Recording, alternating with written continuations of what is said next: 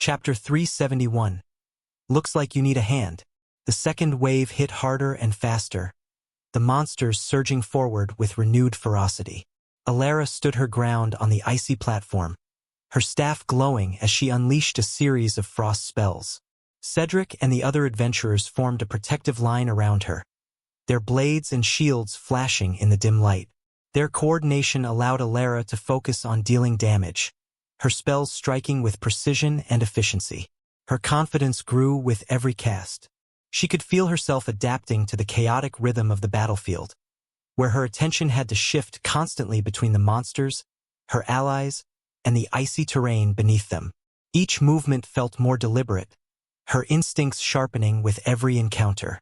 "Keep it up, Lady Alara," Cedric shouted as he cut down a snarling beast that had broken through the line. His voice was steady, filled with an unshakable belief in her. She nodded, channeling her focus into another spell. Icy Surge, 2-star spell.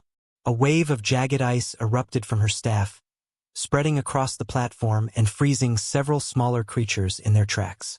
The mercenaries nearby took advantage of the opening, cutting down the immobilized monsters with ruthless efficiency. Alara's breaths came fast, her chest rising and falling as she took a moment to survey the battlefield. She was managing to hold her own, and the synergy with her allies gave her a sense of accomplishment she hadn't expected.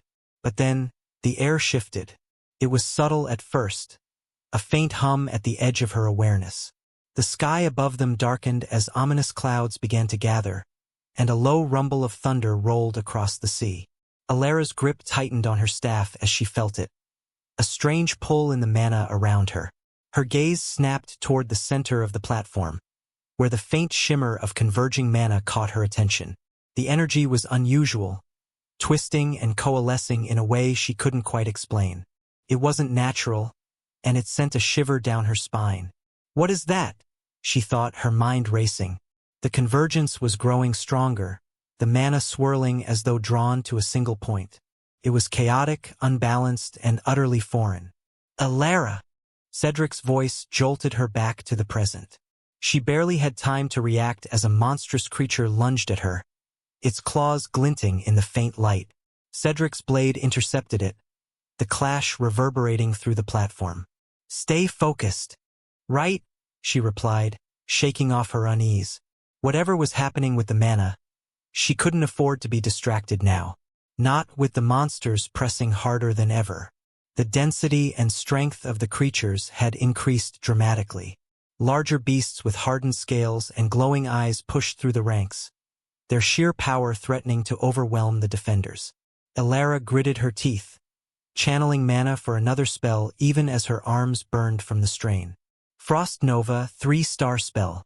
She slammed her staff into the ground, sending a pulse of freezing energy outward. The blast created a ring of jagged ice, slowing the advancing creatures and giving the defenders a moment to regroup. But the reprieve was brief. More monsters surged forward, their snarls and roars deafening. Alara could feel the tension in the air, the oppressive weight of the converging mana intensifying with every passing second. Whatever was happening at the center of the platform was making things really hard for their side right now. Alara braced herself as the second wave of creatures bore down on the platform. Her staff pulsed with energy, its frosty glow illuminating the chaotic battlefield. Every spell she cast felt like a small victory, but the unrelenting ferocity of the monsters began to weigh on her. "Hold the line!" Captain Arinder's voice thundered across the platform, but even his commanding tone couldn't mask the tension in the air. Alara tightened her grip on her staff. Sweat mixed with frost on her palms as she prepared another spell. Glacial Bind, 2-star spell. She thrust her staff forward, and icy chains shot out, ensnaring the legs of a beast that had broken through the line. Crack! The frost froze its joints, halting its advance long enough for a nearby adventurer to plunge a sword into its throat.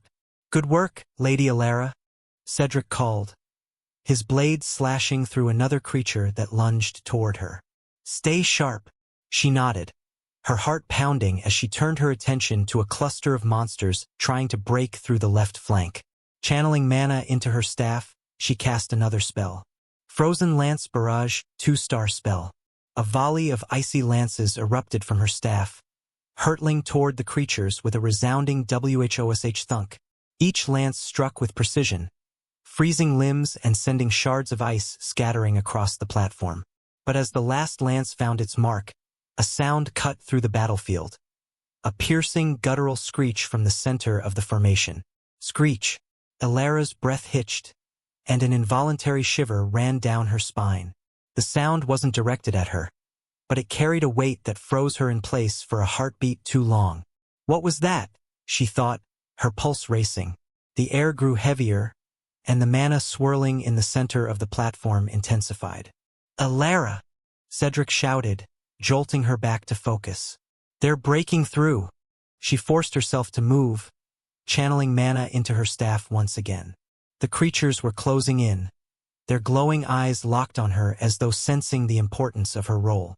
Frost Nova, 3-star spell. Slamming her staff into the platform, she unleashed a wave of freezing energy. Whomph! A jagged ring of ice erupted around her, slowing the creature's advance and buying her allies a moment to breathe. But before the defenders could regroup, the air was shattered by another screech, louder, more piercing than before. Screech! Arc! Alara's hands flew to her ears, but it was too late. The sound hit her like a physical blow, her head ringing as pain lanced through her skull. She staggered, her vision swimming as she fought to maintain her balance. Her staff slipped from her grasp for a split second, but she caught it before it could fall. The ground beneath her feet felt unstable, as though the platform itself were trembling. And then she saw it, bursting from the center of the formation. An enormous, serpent-like creature reared into the air. Its dark, scaled body gleamed with unnatural energy, and its eyes burned with an eerie green light. The beast's roar shook the platform, its presence overwhelming. "Watch out!" someone screamed, but it was too late. With a powerful swipe of its tail, the serpent sent several defenders flying. Among them was Cedric. Alara's heart clenched as she saw him crash into the icy platform with a sickening thud. His sword skittered across the ground, and he didn't rise. "Cedric!" Alara cried, but her voice was drowned out by the chaos. The serpent turned, its glowing eyes locking onto her. Time seemed to slow as it lunged, its massive jaws opening to reveal rows of jagged teeth. Alara's breath caught, her body frozen as the creature surged toward her. "Move," her mind screamed, but her limbs felt like they were encased in ice. The chill of death washed over her as the monster loomed closer, the air vibrating with its roar. Her ears were still ringing, and she could feel the warmth of blood trickling down her neck. But amidst the chaos, something stirred within her. A surge of mana, raw and untamed. Her staff glowed brighter than ever, the frost swirling around her in a frenzy. Her instincts took over, and she raised her staff with trembling hands. Arctic Fong Barrage, 3-star spell. Spears of ice erupted from her staff, hurtling toward the serpent with a piercing whir crack. The frost struck its scales, shattering on impact but slowing its momentum just enough to keep it from devouring her in a single strike. But it wasn't enough. The serpent roared, its massive body surging forward through the barrage. Alara's eyes widened as its gaping maw closed in on her. Time seemed to freeze again as she stared into the abyss, the chill of death more real than it had ever been. "I'm not fast enough," she thought, a sense of helplessness gripping her. Her mana surged one last time, but she knew it wouldn't be enough to stop what was coming. As the monster's jaws descended, she braced herself for the impact, her mind racing with fragments of thoughts and regrets. And then, a blinding flash of light erupted from her left. Boom! The serpent recoiled with a deafening roar, its head snapping back as a searing. A black beam tore through the air, striking the beast with incredible force. Swoosh! Following that, someone had appeared right before the monster with a long blade. Stab! His blade, channeled with black starlight, gushed forward, and it stabbed right through the monster's enormous head. Void Starfall Blade, Starlight Needle. Swoosh! But the monster was quick, and it swiftly moved its body, only getting the strike on its bare body underneath. Boom! But even then, the pierced body suddenly blasted inside. Screech! And the monster retreated in a split second. Thud! Just then, Alara finally fell to the ground. Alara staggered, her heart pounding in her chest as she tried to register what had just happened. The serpent thrashed violently, its scales smoking where the mysterious attack had landed. A figure leaped onto the platform, the sound of boots hitting the icy surface sharp and deliberate. Looks like you needed a hand.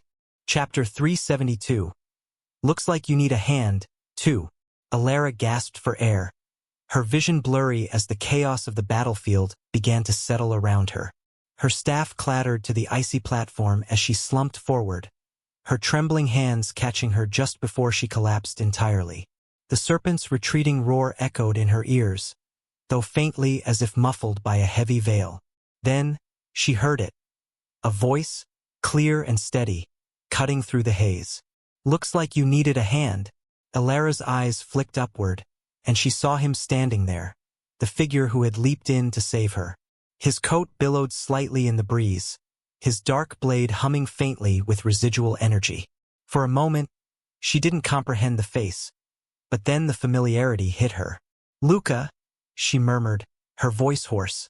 Her hearing was beginning to recover, the muffled roar of the battlefield fading into sharper clarity. She winced as the pounding in her head persisted, a reminder of the serpent's devastating screech.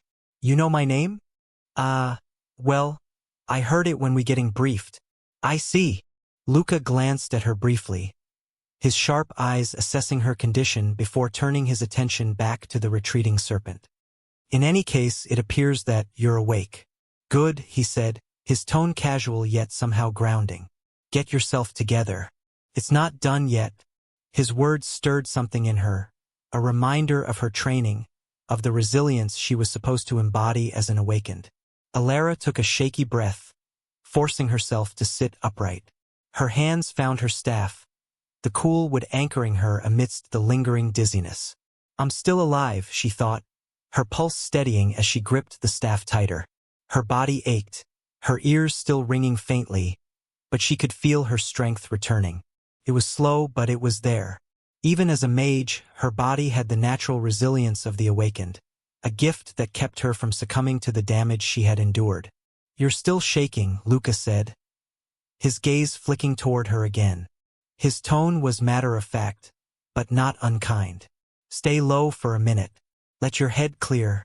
Alara frowned, frustration bubbling up despite her gratitude. "I'm fine," she said, though the slight wobble in her voice betrayed her. Luca smirked, tilting his head as he regarded her. "Fine, huh," he said, his tone laced with playful skepticism. "Sure doesn't look like it, unless wobbling like a newborn deer is part of your usual fighting stance." Alara's cheeks flushed as she tightened her grip on her staff, using it to steady herself. She shot him a glare, though the effect was undermined by the lingering dizziness that forced her to blink and refocus. "I said I'm fine," she retorted, her tone sharper than she intended. "And I don't wobble, right?" Luca replied, his smirk widening. "And I'm the king of Andelheim." Alara huffed, the frustration bubbling just beneath her exhaustion. "Shouldn't you be focusing on the monster instead of making jokes? Or do you just like hearing yourself talk?" Luca chuckled, a low, easy sound that grated against her nerves. "Oh, I've got my eye on it," he said, jerking his chin toward the serpent, which was still circling warily in the distance. "But you looked like you needed a little encouragement, to get back in the game." She narrowed her eyes, unwilling to admit that his presence, and his confidence, was, in a way, grounding. Instead, she straightened her back, ignoring the dull ache that radiated through her body. "I don't need your encouragement. Thank you very much. I'm perfectly capable of handling myself." Luca raised an eyebrow, clearly unconvinced. "Of course you are," he said, his voice dripping with mock seriousness. "That's why I had to step in before you became serpent food." Alara's grip on her staff tightened, her annoyance overriding her lingering unease. "I was just caught off guard. That's all," she snapped. "And I didn't ask for your help." Didn't need to, Luca replied smoothly, his smirk still firmly in place. I'm just that considerate. Alara's lips pressed into a thin line as she exhaled sharply through her nose. Well, thank you, Your Majesty, she said, her voice dripping with sarcasm. I'll be sure to remember your heroic efforts the next time I'm writing a ballad. Luca grinned, clearly enjoying her irritation. See? Now you're getting into the spirit of things. I knew you had it in you. Before Alara could deliver another sharp retort, the serpent let out a guttural roar, drawing their attention back to the battlefield. Its glowing eyes burned with renewed intensity, and it began surging toward them once more, its massive form cutting through the icy terrain like a storm. Luca's expression sobered, though the hint of amusement never entirely left his eyes. Guess it's back to work, he said, his blade humming with black starlight as he prepared to meet the serpent's charge. Try not to wobble too much, mage. Alara gritted her teeth, channeling mana into her staff as she squared her shoulders. Just watch me, she muttered under her breath, her frost magic flaring to life. Luca surged forward, his blade humming with black starlight as he intercepted the charging serpent. The ground beneath him seemed to shudder with the sheer force of his movements, and when his blade struck the monster's scales with a resounding clang, the impact sent a shockwave rippling through the icy platform. Alara's breath caught in her throat. She'd seen strong warriors before, mercenaries, adventurers, even Cedric, but the raw power Luca displayed was different. Each swing of his blade clashed against the serpent's strength, the monster retaliating with its massive tail and snapping jaws, the air vibrating with the force of their exchange. The serpent roared, its tail whipping toward Luca with blinding speed. He dodged, his movements precise and efficient, the black energy surrounding his blade flaring as he parried the attack with a sharp thud crack. He's holding his own against that? Alara thought, her eyes wide as she watched the clash. The serpent's immense size and ferocity should have overwhelmed him. Yet he met each strike head-on, countering with an unyielding intensity that seemed almost effortless. But awe wasn't why she was here. Alara shook her head, gripping her staff tighter as she turned her attention to the approaching monsters on the flanks. Smaller, faster creatures with glowing eyes and jagged claws were darting toward them, their movements precise and deadly. You're not here to admire someone else's strength, she reminded herself, her master's voice echoing in her mind. Prove your worth, Alara. You're more than just potential. She straightened her back, the ache in her limbs pushed aside by the determination rising within her.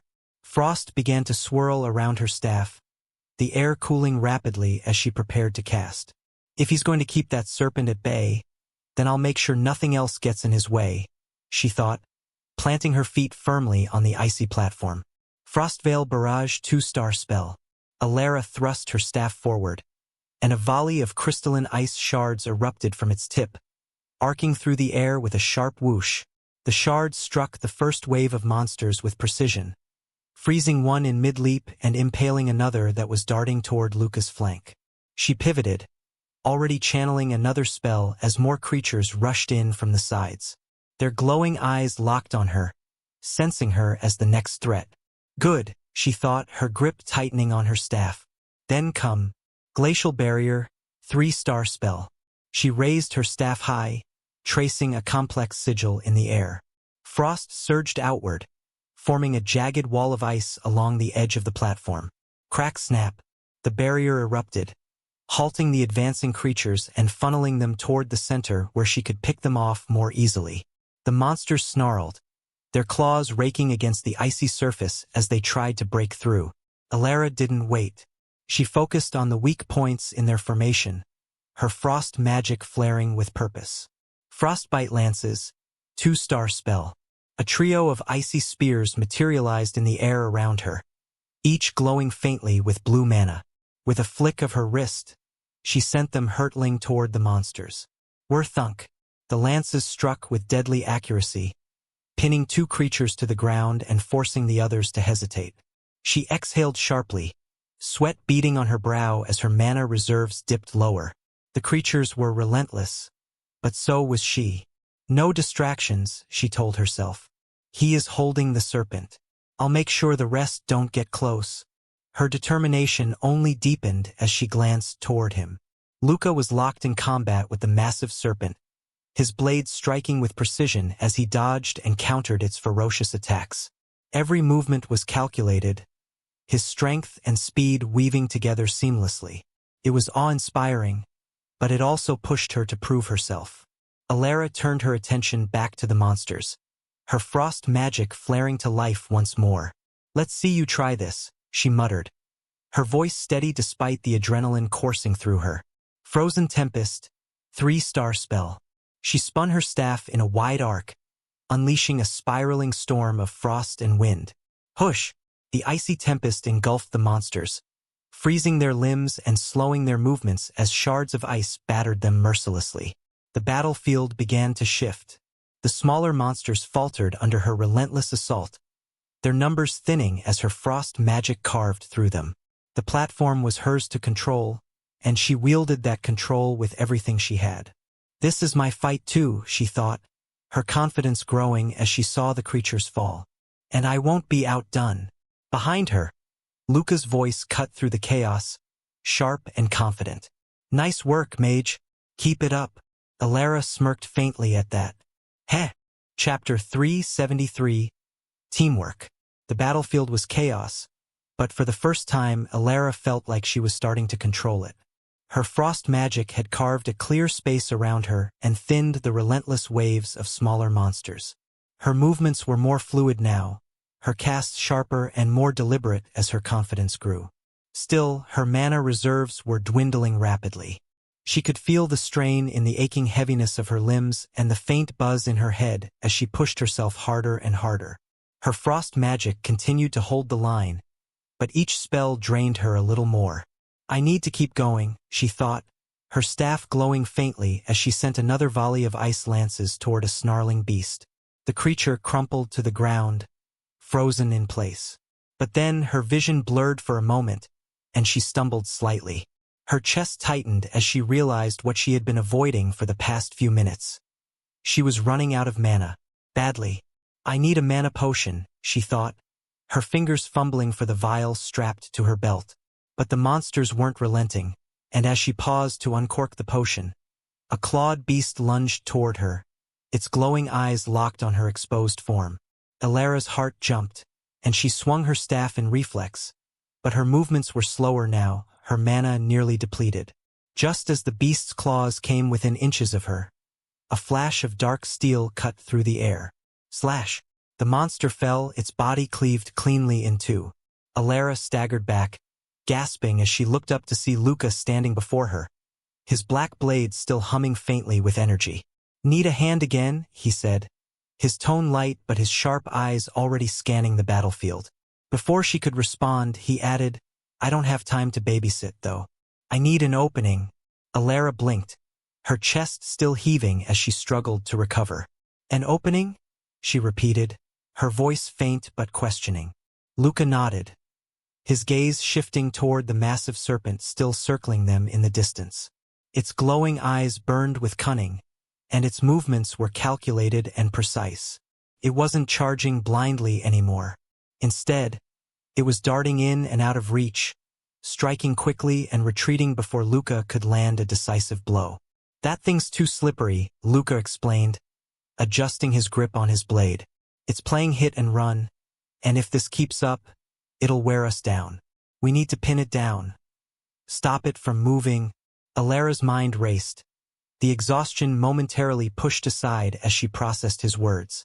She understood what he was asking. He needed her to immobilize the serpent, to give him the opening he needed to finish it. And she had a spell that could do it. But it wasn't simple. The magic that came to mind was powerful, far stronger than anything she had cast so far. A 4-star spell, intricate and demanding, one that required immense focus and time to channel. It could lock down even a monster as powerful as the serpent, but the cost was high. Casting it would leave her completely defenseless, and if her focus was broken, the backlash could cause severe internal injuries. Alara hesitated, her fingers tightening around her staff as doubt flickered through her. "Can I do it?" she wondered, Trusting someone else to guard her was no small thing. But as her gaze shifted to Luca, something about him struck her. The way he fought, with his back turned to her as if completely unbothered by the danger behind him. The way he moved with the assumption that she would handle the monsters flanking him. He trusted her without hesitation. I can do the same, she thought, her resolve hardening. He's putting everything on the line out there. I can't just keep receiving over and over. It's time I repay it. I can do it, she said, her voice firm despite the ache in her chest. I'll cast something to lock it down. Luca turned his head slightly, his smirk faint but approving. Then I'll keep everything else off you. Just don't screw it up, mage. Alara snorted softly, her lips twitching into a faint smile despite herself. Don't plan to. She planted her staff firmly, the frost around her feet swirling upward as she began tracing the complex sigils for the spell. The air grew colder, the mana around her shifting as she focused every ounce of her energy into the cast. Frozen Dominion, 4-star spell. The sigils glowed brighter, intricate patterns weaving through the air as Alara's mana surged outward. Ice began forming rapidly beneath her, spreading across the platform in jagged, crystalline patterns. Her hands trembled slightly as the strain set in, but she pushed forward, her focus unwavering. The battlefield around her blurred into the background as she concentrated, her breath steady and measured. She could hear the distant roars of monsters and the sharp clashes of steel, but she trusted Luca to hold the line. And hold it he did. Every time a creature broke through, Luca was there, his blade moving with deadly precision. Slash. Thud. Each strike cleared the path, ensuring nothing reached Alara as she cast. He didn't look back, but his presence was constant, unwavering. Alara's chest burned with the effort, her mana reserves dipping dangerously low as the final sigil locked into place. The frost surged forward, racing toward the serpent as if alive. The ice coiled around its massive form, encasing its limbs and tail in unyielding bonds. The serpent roared, thrashing violently as the frost tightened, locking it in place. It's done, Alara shouted, her voice hoarse but triumphant. Heh, not bad, mage. It was now his moment. Leave it to me now. Luca raised his blade with deliberate grace, his right arm extended upward, the weapon held at a perfect 90-degree angle. The air around him shifted, growing heavy with an otherworldly presence. The faint glimmer of starlight mana began to coalesce around him, swirling like a constellation come to life. Alara, though drained, couldn't help but feel her breath catch. She had seen him fight, but this was something entirely different. The mana resonating around him was extraordinary, luminous, and transcendent. It was as though the very cosmos bowed to his will. The serpent continued to thrash against the icy bonds, its roars shaking the air, but Luca stood unmoving, the calm in the storm. Alara, he said softly, his voice steady yet carrying the weight of command. You might want to step back. She didn't question him. Planting her staff for balance, she staggered a few steps away, her eyes locked on the unfolding spectacle. Void Starfall Blade. Dance of the Celestial Dot. The words left his lips, and Luca moved.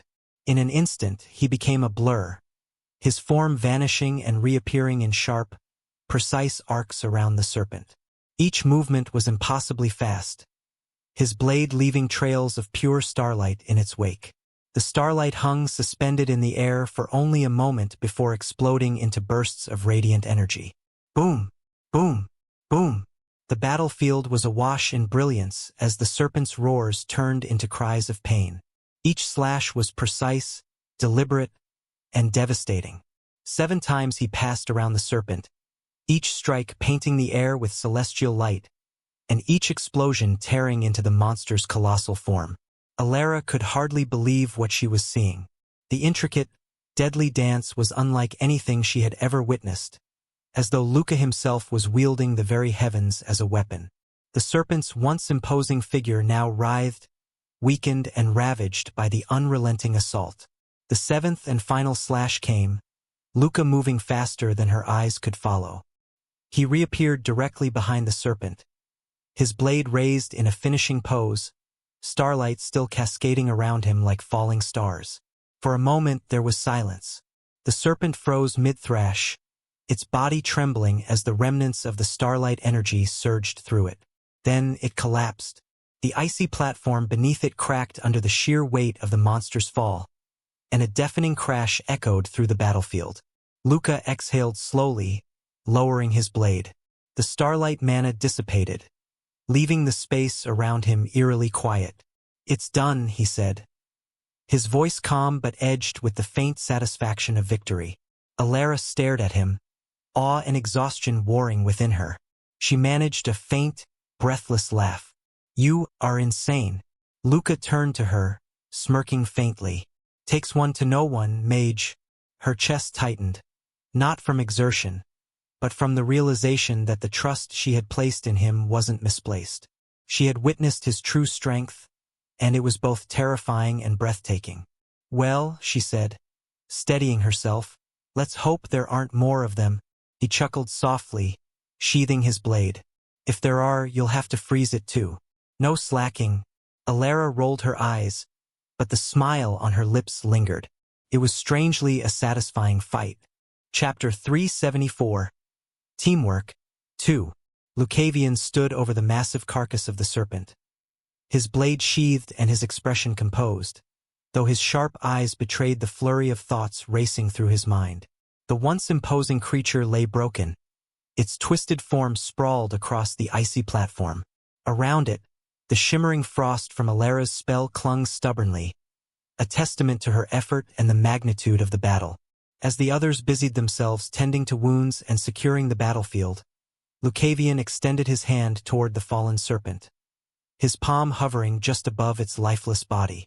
The faint glimmer of mana pulsed in the air, invisible to the others but keenly felt by him as he drew in the creature's residual energy. A chill ran down his spine as the death mana flowed into him, a cold, oppressive force that clawed at his very essence. Lucavion's smirk faltered for the briefest moment as he steadied himself, his body instinctively resisting the toxic energy before he wrestled it into submission. Indeed, that's why this thing was so powerful. His dark eyes narrowed as he studied the serpent more closely. A peak 4-star monster, packed with enough death mana to rival anything in its class. No wonder it took so much effort to bring it down. "You're reckless."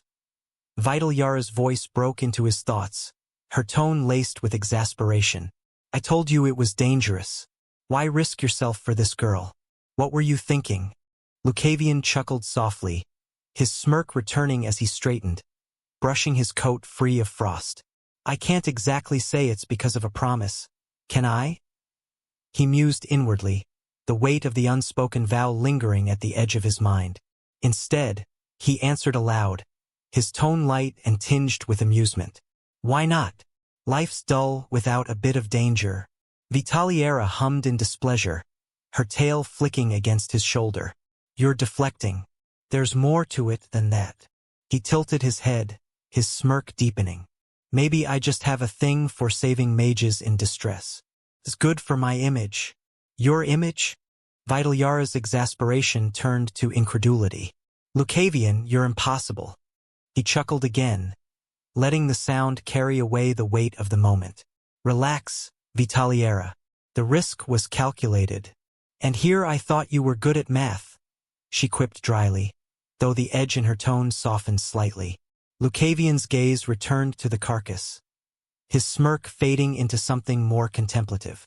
It wasn't just about the risk. This was necessary. The death mana he'd absorbed would bolster his strength, albeit temporarily, but more importantly, it was another piece of the puzzle he was assembling. A step toward understanding the forces that shaped this world and the people within it. He glanced over his shoulder toward Alara, who was seated on the platform's edge, catching her breath as Cedric handed her another mana potion. Her exhaustion was evident, but so was the faint smile on her lips, a mix of relief and satisfaction after the battle's hard-won victory. "She's strong," Lucavion thought to himself, his gaze lingering on her. "As expected from Master, your daughter is not an ordinary girl." Lucavion's smirk lingered faintly as he allowed himself a rare moment of quiet, his thoughts drifting to the words that had long since become etched into his memory. I am entrusting my daughter to you. Please look after her if you can. The voice was as clear as if it had been spoken moments ago, yet it belonged to someone long gone, a presence that still loomed over his every action in subtle, inescapable ways. Lucavion shook his head, exhaling softly as he let the weight of the memory settle before brushing it aside. Sooner or later, she'll become someone who won't need my help. At least not in terms of strength. A faint smile curved his lips, not one of arrogance or amusement but something quieter. He looked over at Alara again, watching her recover, and nodded to himself. You're doing well, Master's daughter. Better than you know. Leaning against the platform railing, he took a moment to rest, his body still buzzing faintly from the energy he had absorbed. The death mana coursing through him felt cold and volatile, but it was under control. Another tool to be wielded, another piece in the grander game he was playing. But then, something shifted. It was subtle, almost imperceptible, but Lucavion's finely honed senses caught it immediately. A gaze, focused, deliberate, brushed against him, setting his instincts on edge. His dark eyes narrowed as he straightened, his posture relaxing outwardly but ready for anything. Someone's watching me. His gaze flicked toward the source, and there, perched at a small vantage point, he saw it. Another ship, a smaller, sleeker vessel that was distinct from the ones they had arrived with. Its design was streamlined for speed and mobility, its sails dark and faintly tattered, giving it an air of subtle menace. It hovered just outside the range of the main group, as though deliberately keeping its distance. Lucavion's smirk returned, sharp and edged with intrigue. His eyes traced the ship's outline, and through the slight haze of distance, he caught a glimpse of a silhouette, a blurred, shadowy figure standing near the prow. The figure was cloaked in black, its form indistinct but exuding an unmistakable presence, even from afar. Heh! Would you look at that? Lucavion thought. He leaned casually against the railing, but his focus was locked entirely on the distant ship. The silhouette didn't move, its gaze unwavering as if appraising him. The air between them seemed charged with unspoken tension, a silent exchange passing between two players yet to reveal their hands. Someone's curious, it seems, Lucavion mused, his sharp eyes gleaming faintly with mischief. He inclined his head slightly, as though acknowledging the figure's attention, his smirk deepening into a grin. Vital Yara's voice broke through his thoughts, her tone tinged with curiosity. You noticed it too, didn't you? Of course, Lucavion replied inwardly, his tone as nonchalant as ever. It's hard to miss when someone's staring this intently. Do you think they like me? Or is it something else? They're not admiring you, you idiot, Vitaliera retorted, though her tone carried a note of concern. Lucavion chuckled softly, his smirk widening. How do you know? Wouldn't it be the natural reaction to admire after seeing this handsome face? Vitaliera let out a long, exasperated sigh. Hopeless. Truly hopeless. Why? He asked, feigning innocence, though the glint in his eyes betrayed his amusement. Sigh. Anyway, listen, Vitaliera said, her tone shifting to something more serious. I've been observing that ship while you were fighting. None of its members joined any of the battles. They only stood there, watching from a distance. Lucavion's smirk faded slightly, his expression becoming more contemplative. Interesting, especially that veiled girl, Vitaliera added. The one standing closest to the prow. She hasn't moved much, but she's been watching everything very carefully. Too carefully. You can see that far? Lucavion asked, a brow arching in mock surprise. Of course. We cats have excellent sight, Vitaliera replied, her tone smug. I thought you weren't a cat? Lucavion teased, his smirk returning. The silence that followed was almost as satisfying as the argument he could feel brewing. He chuckled inwardly, savoring the rare moment when he managed to render Vitaliera speechless. Focus on the matter at hand, she said finally, her voice clipped but tinged with reluctant amusement. That ship and its passengers aren't here by coincidence. Whoever they are, They're not part of this expedition, and their behavior is suspicious. Lucavion nodded faintly, his eyes drifting back toward the distant vessel. The silhouette remained still, the veiled figure's presence radiating an unsettling calm amidst the chaos of the battlefield. Or at least the author seemed to think so. Lucavion was simply unbothered by that. Now, I really wonder when you will approach me. I really tried to put a good show, you know. Lucavion tilted his head, his smirk softening into something more thoughtful. Well, he thought to himself, if they're this interested in me, I'll make sure to return the favor. You're not planning something reckless, are you? Vitaliera asked warily, though she already knew the answer. Me? Reckless? Lucavion replied aloud, his tone light as he adjusted his coat. Never. Just curious. That's what I'm afraid of. Vitaliera muttered, her exasperation returning. Lucavion's gaze remained fixed on the distant ship as a soft sound of footsteps approached from behind. He didn't need to turn to know who it was. Her presence was distinct, her mana faintly resonating with the frost that lingered in the air. Ahem! Ilara's voice broke the momentary quiet, hesitant but steady enough to catch his attention. Lucavion turned his head slightly, his smirk already forming. What? Is something the matter, mage? If you want to admire my handsome face, you can do so from afar. No need to force yourself. Ilara's face flushed instantly, a faint pink dusting her cheeks as she sputtered, Who is here to see your face? Lucavion's smirk widened. Then why are you here? Ilara hesitated, her fingers tightening slightly around the staff she held. Finally, she sighed and spoke, her tone softer but still resolute. I'm here to thank you. Thank? Lucavion arched an eyebrow, tilting his head curiously. For what? For saving me, Ilara said, her gaze lifting to meet his.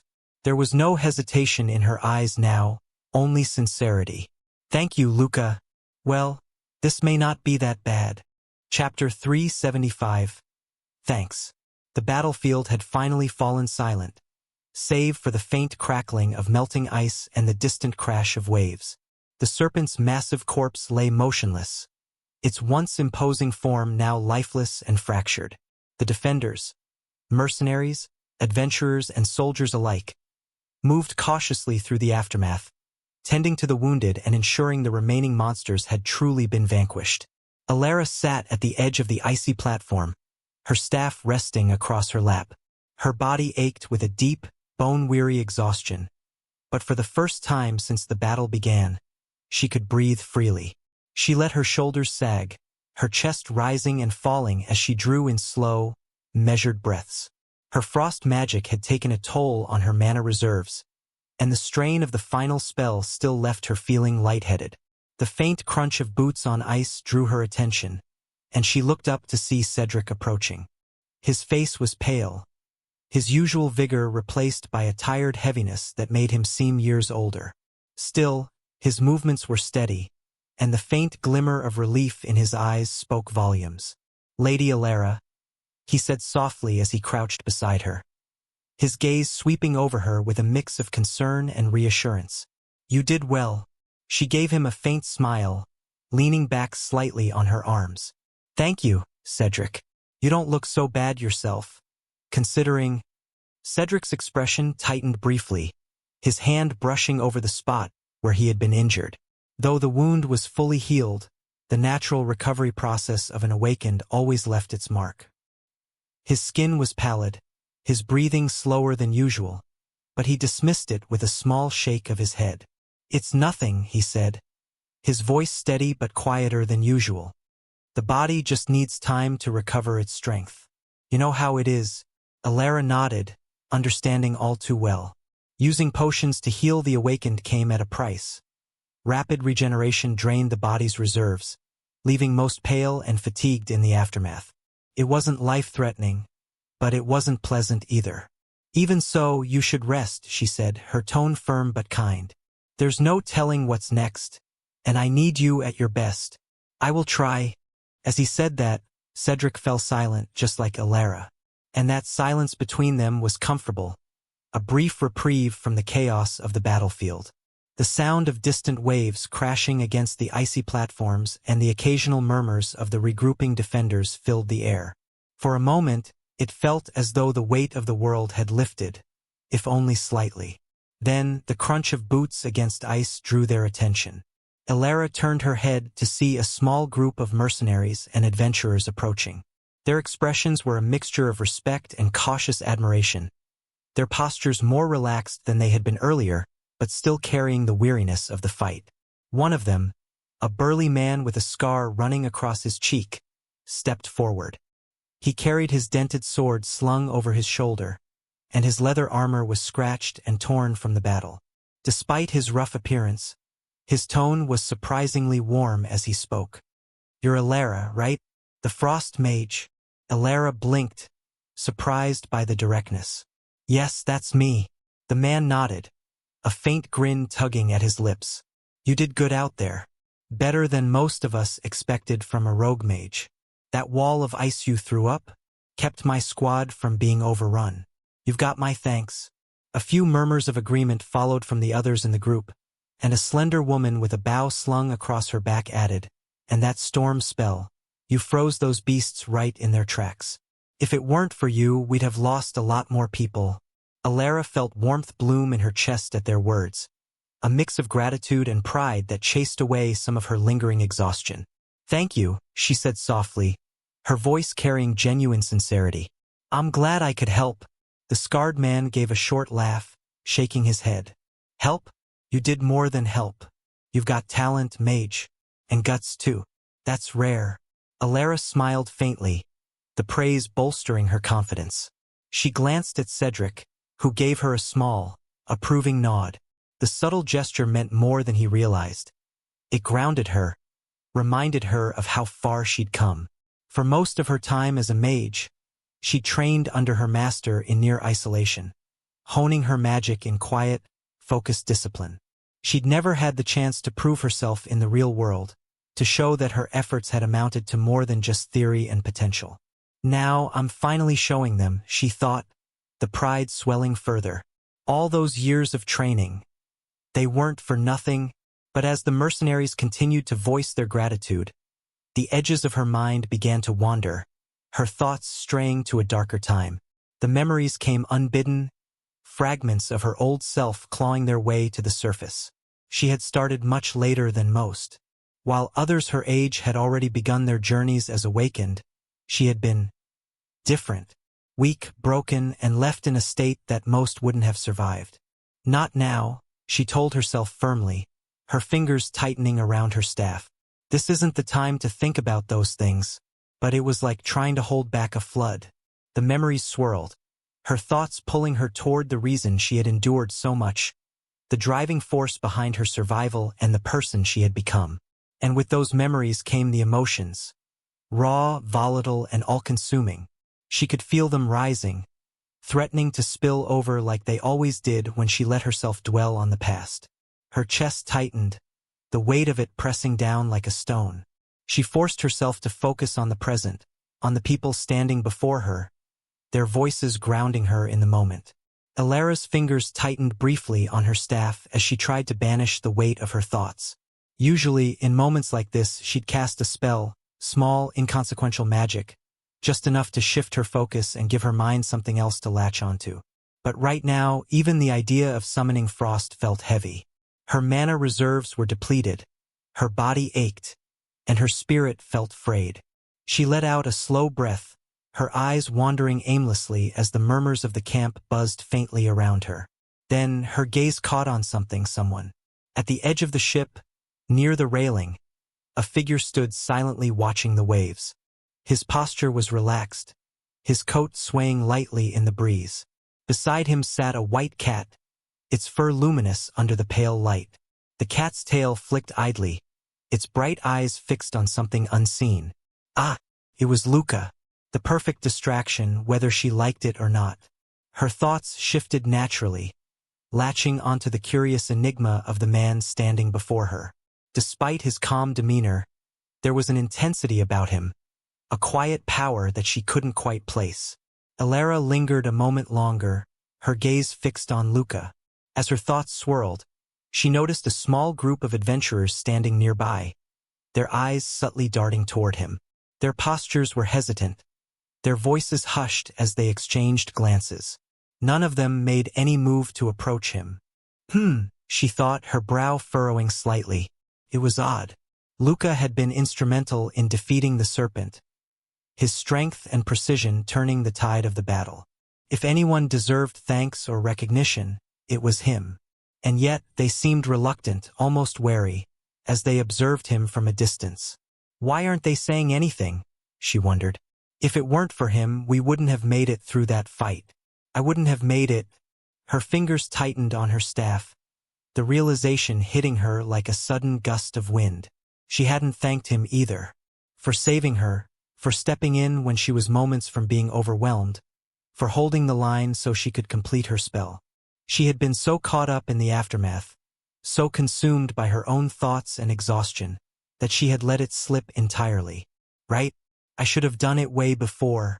Alara didn't like owing people, and she especially disliked the idea of being ungrateful. Gratitude wasn't optional. If someone helped you, you acknowledged it. You made it right. And yet, here she was, standing idly while the person who had saved her life was left alone, unthanked. That's not right. Alara took a steadying breath and made her way toward the railing where Luca stood, the faint echoes of her boots against the deck betraying her approach. Her chest tightened slightly, but not from nerves, from determination. This was something she had to do, and she wasn't about to leave it unfinished. Luca didn't turn as she neared, his gaze fixed on the distant waves and the faint silhouette of a ship in the horizon. Beside him, the white cat stretched lazily, its serene posture mirroring his unbothered demeanor. Ahem.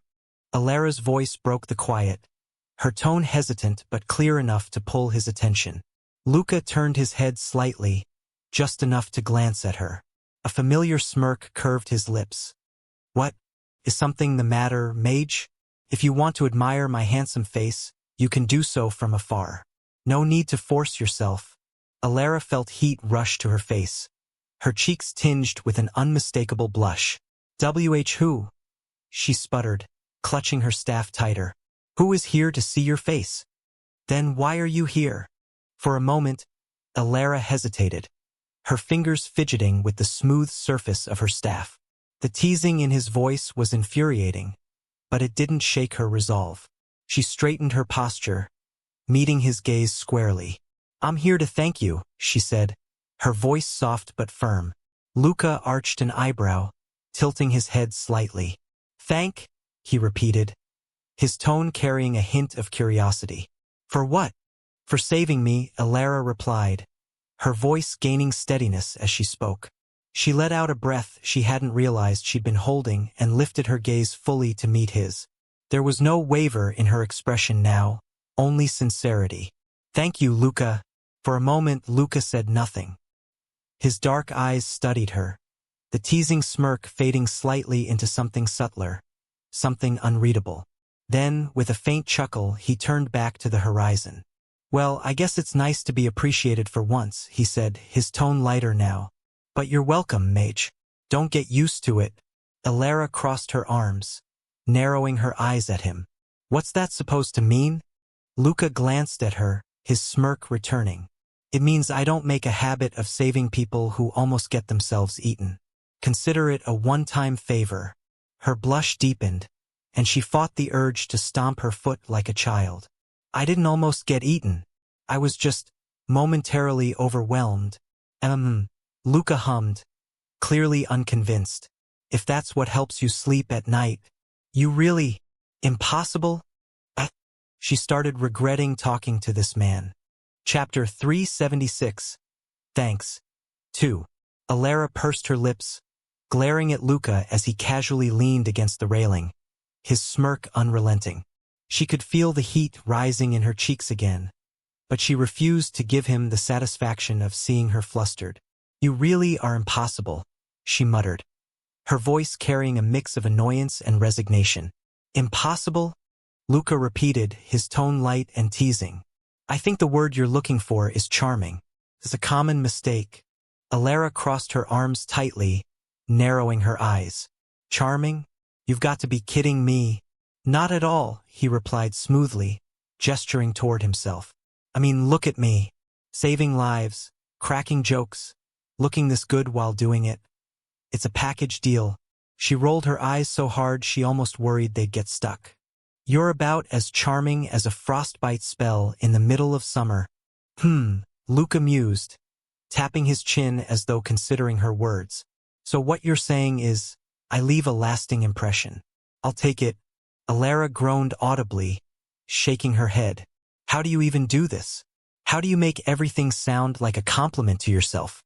It's a skill, he said with a shrug, his smirk widening. You know, like magic. Except my talent doesn't require mana. Just natural brilliance.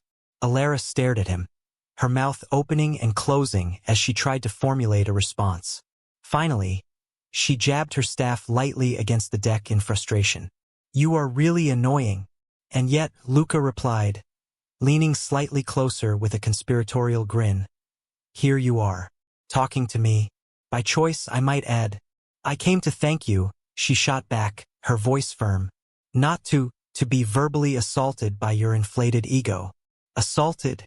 Luca feigned a look of shock, pressing a hand to his chest. You wound me, mage. I'm merely having a friendly conversation. Should I be offended that you don't seem to be enjoying it? Oh, I'm enjoying it, Alara said, her tone sharp. I'm enjoying imagining myself freezing your boots to the deck. Careful, Luca said, his smirk morphing into a playful grin. If you start casting spells on me, I might take it as flirting. Alara's cheeks turned crimson, and she sputtered. Flirting? Are you delusional? Delusional? Luca echoed with mock indignation.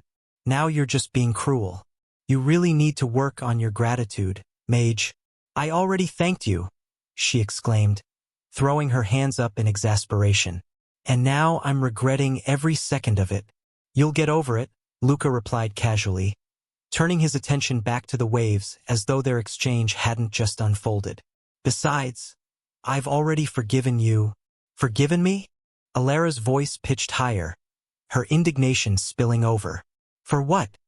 For making me deal with your almost eaten self back there, he said, his tone light but unmistakably smug.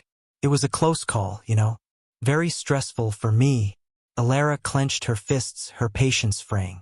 She opened her mouth to fire back another retort but stopped herself, realizing she'd only be playing into his hands. She took a slow breath, straightening her posture. You know what? She said, forcing her voice into something resembling calm. I'm done. I've said my piece, and you can stand here with your natural brilliance and whatever else it is you do. I have better things to do. Luca's smirk grew as he glanced at her. Running away already? I was just starting to enjoy myself. I'm not running away, she snapped, spinning on her heel. I'm preserving my sanity. As Alara stormed away, Luca's laughter erupted behind her. A deep, hearty sound that echoed across the deck. It was genuine, loud, and completely unexpected, catching the attention of a few nearby adventurers who exchanged curious glances before quickly looking away. Alara froze mid-step, her hands tightening into fists as she turned halfway, glaring at him. What's so funny? Luca leaned slightly against the railing, wiping an imaginary tear from the corner of his eye. Out of all the reactions I've gotten, he began between chuckles. This one's definitely one of the best. Her brow furrowed further, her annoyance flaring. What about it is funny? He tilted his head, his smirk softening into something almost mischievous. I don't know, he admitted, his voice still carrying traces of his laughter. It just sounded funny. Alara stared at him, her expression teetering between incredulous and indignant. Sounded funny? That's it? That's all it takes for you? Luca shrugged, the grin never leaving his face. Isn't it enough? No, she snapped, throwing her hands up. I don't get what's funny about it. Me neither, Luca said, his grin widening even further. Then why are you laughing? Alara asked, her voice pitching higher as her frustration reached its peak. Is there supposed to be a reason? If you really want to find a reason to laugh every time, it makes sense why you have such a clumped face. Alara's expression darkened, a visible vein popping on her forehead as Luca's words sank in. Clumped face? She repeated, her voice low and dangerous. Yeah, Luca said with a casual shrug, as though he hadn't just insulted her. You know, all tense and scrunched up, like you're carrying the weight of the world on your forehead. Very clumped. Her grip on her staff tightened, and before she could stop herself, she marched back toward him, standing directly in front of him with a glare that could freeze an entire battlefield.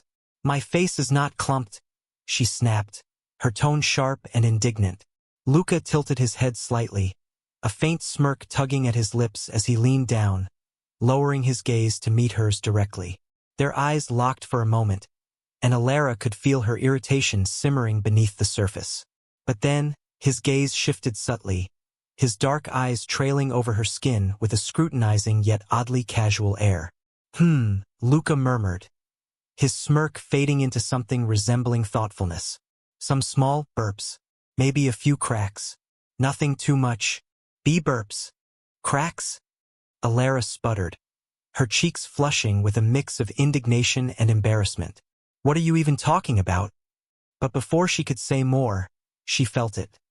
A faint warmth brushing against her face, soft and fleeting, like a whisper of air. Luca's breath tickled her skin as he spoke, his closeness suddenly undeniable. That's when she realized just how close they were. Their faces were mere inches apart, his dark eyes unwavering as they held her gaze. Her heart skipped a beat, and her blush deepened as the realization hit her like a freight train. Just now, her mind reeled, and in an instant, she stumbled back, putting a solid distance between them. She clutched her staff tightly, her pulse racing as she tried to compose herself. Her thoughts spiraled, and a faint tremor ran through her hands as she clenched them around her staff. After all this time, I promised myself, she thought, her chest tightening. She had always kept her distance from men, a deliberate choice born from a vow she had made long ago. She had sworn never to let herself get close, not physically, not emotionally. And yet, her gaze flicked to Luca, who now stood with his usual air of nonchalance, completely unfazed by her retreat. His smirk had returned, and he looked at her with that infuriating mix of amusement and curiosity. But, she thought, her grip loosening slightly. Something about him felt different, irritating, sure, but also disarming in a way she couldn't quite explain. Luca raised an eyebrow, his smirk deepening as he broke the silence. What? Did I say something wrong? Huh. Alara blinked, jolted back into the moment by Luca's question. What? She managed, her voice a little more high-pitched than she intended. Luca tilted his head, his smirk curling further as he leaned slightly against the railing. I said, did I say something wrong? About the burps and cracks. You seemed flustered. Alara's eyes widened slightly as his words registered. Without thinking, she brought her fingers to her cheek, pressing lightly against her skin. And sure enough, she felt it. The faint, uneven texture he had so casually pointed out. Tiny imperfections, barely noticeable, but there nonetheless. Her brows furrowed as her fingers brushed over the spots, confirming what Luca had said. Normally, she prided herself on being honest, even when it meant accepting things she didn't like. It was her motto, after all, to acknowledge the truth, face it head-on, and grow stronger because of it. But this was different. This was Luca, and she wasn't about to give him the satisfaction. No, she said sharply, lowering her hand and glaring at him. You're wrong. There's nothing there. Luca raised an eyebrow, clearly amused by her denial. Nothing there, he repeated, his tone teasing. Then what were you just feeling for? I wasn't. Alara cut herself off, her cheeks flushing as she realized how ridiculous she sounded. She straightened her posture, gripping her staff tightly. Your eyes are probably just faulty. That's all. My eyes are faulty? Luca echoed, his smirk growing impossibly wider. That's a new one. Most people find them quite sharp. Well, not in this case, Alara shot back, her tone defensive. You're clearly imagining things. Yep, surely. Just then, as they were speaking, Alara noticed something. Chapter 377, Drawn Blades. Alara froze mid-sentence as she caught sight of Cedric approaching from the corner of her eye. His strides were deliberate, his expression a careful mask of neutrality that did little to hide the simmering tension in his posture. She opened her mouth to say something, anything, to diffuse what she sensed coming. But before she could, Cedric was already at their side. He stopped just in front of Luca, his imposing frame casting a shadow that felt heavier than it should have. Luca, of course, didn't budge. He didn't even straighten from his relaxed stance against the railing. Instead, he looked up at Cedric with the same infuriating smirk, his sharp eyes brimming with unspoken amusement. Cedric, Alara began, but Cedric cut her off with a low, steady voice. Luca, is it? Cedric said, his tone polite but firm, his gaze unwavering as it bore into the other man. That's what they tell me, Luca replied casually, his smirk widening just enough to edge into provocation. And you must be Cedric, the knight with the perpetual frown. Nice to finally meet you properly. Cedric's jaw tightened, but his composure didn't waver. I wanted to thank you, he said, his words measured, for helping Lady Alara during the battle. Your timing was appreciated. Alara blinked in surprise, not expecting Cedric to offer thanks so directly. But the tension in his shoulders and the way he subtly positioned himself between her and Luca spoke volumes. This wasn't just gratitude, it was a subtle declaration of where he stood. Luca tilted his head slightly, his smirk softening into something more inscrutable. Gratitude? From you? I'm flattered, he said, his voice light but with an undertone that hinted he wasn't taking this entirely at face value. No need to thank me, though. I was just doing what felt right at the time. Cedric's gaze didn't waver, his tone steady as he continued. You may have saved the day once because you were lucky. But remember your place. The words hung in the air like a dagger poised to strike. In an instant, Alara's expression darkened, a frown etching itself across her face. Cedric, she snapped, her voice sharp with disapproval. That's uncalled for. Cedric didn't respond to her, his piercing gaze fixed squarely on Luca, the tension between them thick enough to cut. Alara clenched her fists, frustration boiling as she stepped forward. Cedric, I said enough. Before she could finish, Luca raised a hand, the gesture calm but commanding. Let's leave the men's talk to men, shall we? He said smoothly, his smirk widening. His words were laced with casual defiance, and the faint amusement in his tone only added fuel to the fire. Alara froze, her mouth half open as the audacity of his words registered.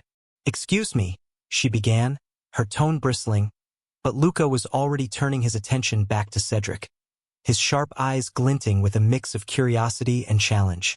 Remember my place? Luca repeated, his voice light yet edged with mockery. I wonder what that means.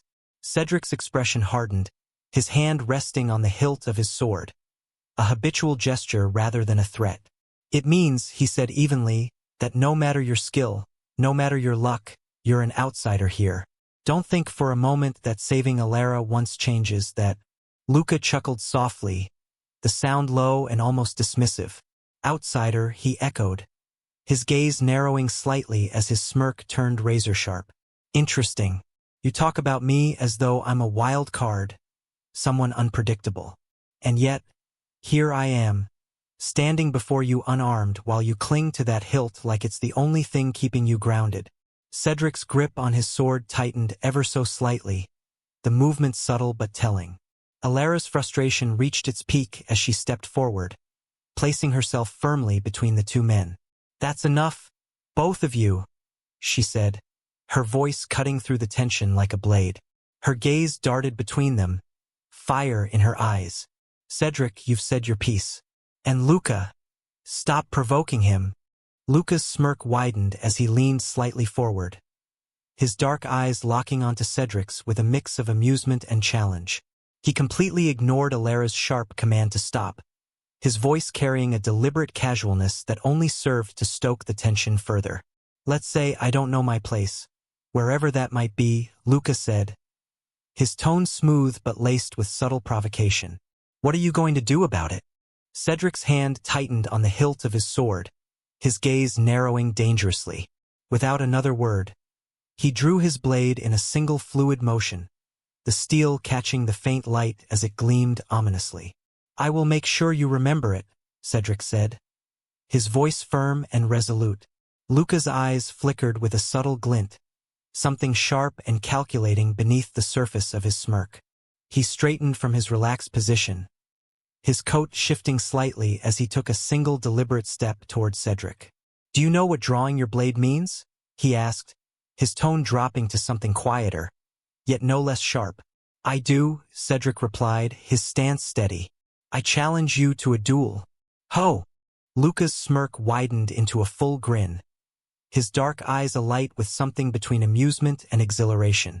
"Stop this," Alara interjected, stepping between them with her arms outstretched. "Both of you, this is ridiculous." "Cedric, put your sword away." And Luca, "Stop provoking him." Neither man acknowledged her. The air around them felt charged, heavy with unspoken intent. "Challenged to a duel like this," Luca continued, his voice taking on a mock-serious tone. "What choice do I have aside from accepting?" "Luca!" Alara snapped, her frustration bubbling over. "This isn't a game." Luca glanced at her briefly, his smirk softening just slightly. "Who said it was?" he said lightly, then turned his attention back to Cedric. "Shall we, Sir Knight?" Cedric didn't respond with words, but his stance shifted subtly, his sword angled in preparation. His gaze was steady, his intent clear. "What? Wasn't that cool?" Luca quipped, his grin returning as he casually adjusted his coat. "No? Tough crowd. Cease your mockery," Cedric snapped, his tone cutting. "And face me, if you insist," Luca replied, his smirk sharpening as he took a measured step forward, his hands still empty, his stance relaxed but exuding an air of readiness. "Stop this, both of you," Alara shouted again, her voice desperate. This isn't the time or place for this. But the two men were already locked in their silent confrontation, their focus entirely on each other. The tension was palpable, the faint sound of the waves against the ship's hull the only noise cutting through the charged silence. Cedric's grip on the hilt of his sword remained firm, his knuckles whitening as he stared at Luca with unyielding resolve. His mind churned with frustration, a tempest of thoughts he could barely contain. This is absurd. This bastard acts like he's Alara's savior, parading around with that smug grin as if he's earned her trust with one stroke of luck. Cedric's jaw tightened as he glanced at Alara, her pleading eyes darting between the two of them. His heart clenched at the sight, but his resolve did not waver. Alara doesn't need a man like him. She needs someone who understands her struggles, someone who's been with her through the worst of it. Not a reckless fool who stumbled into a single moment of heroism. Memories of their shared past surged in his mind. Alara at her lowest, shunned and cast aside by her family, struggling to piece herself back together. He had been there, a constant presence at her side. I've seen her broken, heard her cry when no one else could. I've watched her claw her way back from despair. Where was this Luca then? Nowhere. He wasn't there when her hands bled from training, or when she collapsed from exhaustion. His eyes flicked to Luca, whose smirk remained, infuriatingly calm and confident. And now he dares to stand here, acting as if he knows her, acting as if he's earned the right to be by her side. Cedric's heart pounded as he drew a deep breath, steadying himself. He couldn't let this go unanswered. He wouldn't. Cedric stood firm, his gaze locked on Luca, the tension between them thick enough to suffocate. His initial intention had been clear. Approach this man, give him a stern warning, and make it abundantly clear that Lady Alara was not someone to be trifled with. He doesn't belong here. I could feel it the moment I saw him. Cedric had planned to walk away after that, satisfied with delivering his warning. But Luca's smirk, that infuriating mix of mockery and confidence, had pushed him past the edge of restraint. This isn't just about Alara anymore. It's about showing this fool that he doesn't belong here. He doesn't deserve to stand by her side. Not now, not ever. The decision to challenge him to a duel had been impulsive, but Cedric didn't regret it. If anything, it felt overdue. This was his chance to settle things, to make it clear to Luca, and anyone else who dared to stand in Alara's way, where he stood. Cedric shifted his stance, his sword gleaming in the faint light as he prepared himself. Luca stood opposite him, still unarmed, his relaxed posture a deliberate provocation. He thinks he can win with that smug look alone? I'll carve that arrogance off his face. Cedric's voice was steady as he addressed Luca. You could have walked away. I would have let you. But now, you've given me every reason to make sure you remember your place. Luca's grin widened, sharp and unyielding. My place, huh? I suppose you'll show me what that is. Cedric's grip tightened on his sword. Oh, I will. And when I'm done, you'll understand exactly why you don't belong here. Clank. With that, the blade was drawn. Chapter 378. Drawn Blades. 2. When the last of the monstrous sea serpents fell, their grotesque bodies crashing into the water with a resounding splash, Aliana leaned against the railing, her eyes scanning the battlefield. The platforms, once teeming with adventurers and mercenaries, shimmered faintly before retracting back into the water under the mage's control. The battle was over, for now. The ships bobbed gently on the waves, the crews and fighters catching their breath after the chaos. Some slumped against the railings, their weapons still in hand, while others attended to the wounded or regrouped in hushed conversations. Aliana's gaze lingered on the ship nearest to the fourth station. Her thoughts, however, were fixed on two individuals. The blonde mage whose frost magic had bound one of the sea serpents with uncanny precision, and the swordsman whose blade danced through the fray with that peculiar, mesmerizing light. That binding magic, she mused, her fingers lightly tapping against the wooden railing, followed by that swordplay. It was almost like watching a perfectly choreographed performance. For someone like Aliana, whose life had been constrained to observation for so long, the battle had been a spectacle far beyond her expectations. She had watched knights train, seen soldiers fight, but this was something else entirely. It was raw, captivating, and undeniably impressive. Madalena, she called softly, breaking her attendant's quiet vigil. Yes, my lady?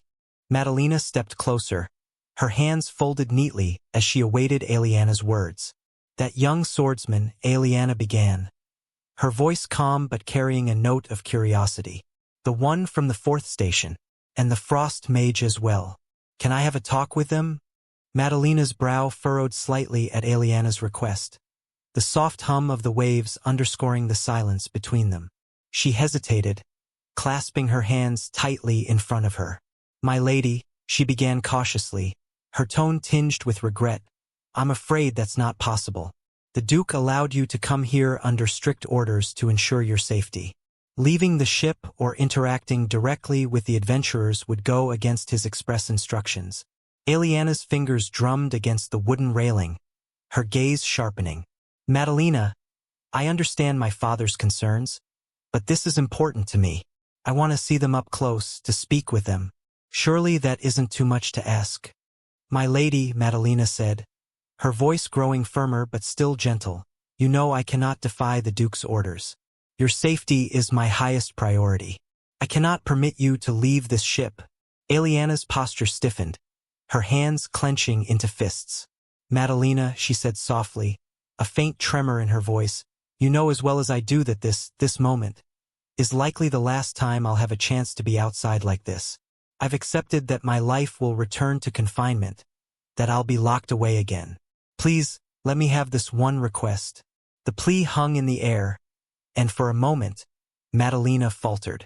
Her lips pressed into a thin line, her loyalty to the Duke warring with her sympathy for Aliana. She sighed softly, lowering her head. My lady, she said finally, I cannot grant this request. You know why? She raised her gaze to meet Aliana's, her eyes steady and resolute. But there is another way. Aliana's brows furrowed, curiosity flickering behind her veil. Another way? Madalena nodded. We can send an attendant to speak with the swordsman and the mage on your behalf. If it is their identity or presence you wish to observe, we can attach a viewpoint spell to the attendant. It will allow you to see and hear everything they do, as if you were there yourself. Eliana's eyes widened slightly, her fingers relaxing against the railing. This can be done? Madalena offered a small nod, her expression softening slightly. Indeed, my lady.